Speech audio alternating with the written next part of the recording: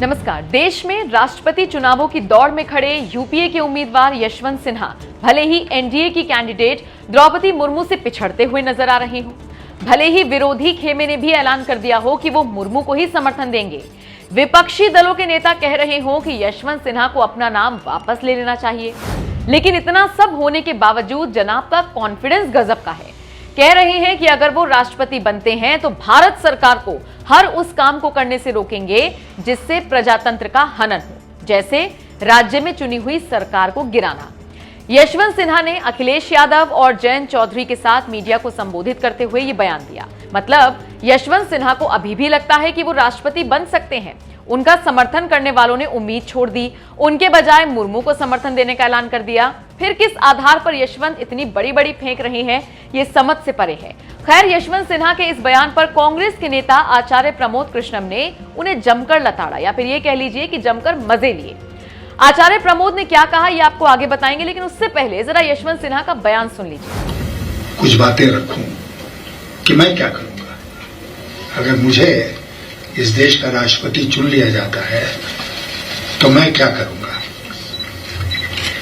सबसे पहले तो मैं आपसे ये कहना चाहता हूं कि अगर मैं राष्ट्रपति चुना जाता हूं तो I shall be answerable to the constitution and the constitution alone.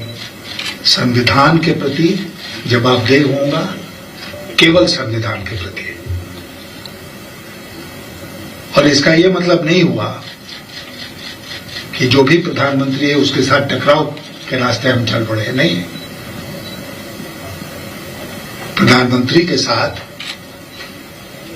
बैठकर बातचीत करके एक रास्ता निकाला जा सकता है, जैसे कई बार हुआ है पूर्व में।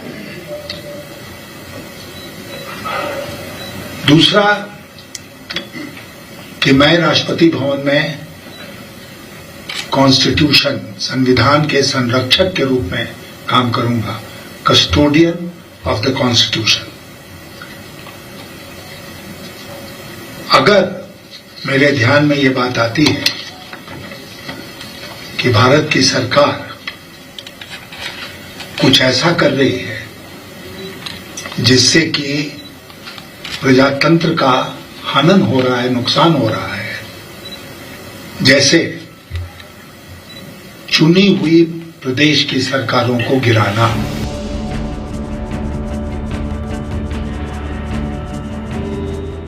अब देखिए, यशवंत सिन्हा तो बहुत बड़ी बड़ी बातें कर रही हैं, लेकिन जिस कांग्रेस से वो समर्थन की उम्मीद लगा रही हैं, उसी के नेता आचार्य प्रमोद कृष्णम ने उनकी जमकर खिंचाई की है।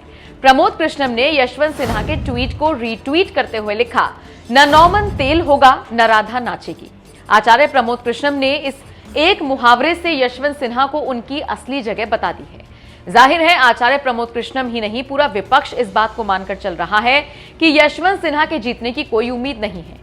लेकिन यशवंत सिन्हा जिस तरह से मीडिया से मुखातिब हुए, उनके कॉन्फिडेंस के चर्चे हर तरफ हो रहे हैं। आपको क्या लगता है, देश के राष्ट्रपति के लिए द्रौपदी मुर्मू सही रहेंगी या फिर यशवंत सिन्हा? इसके अलावा आचार्य प्रमोद कृष्णम ने यशवंत सिन्हा को लेकर जो ट्वीट किया, उससे आप कितना इत्तेफाक रखते हैं? कमेंट बॉक्स में अपनी राय हमें जरूर दीजिएगा।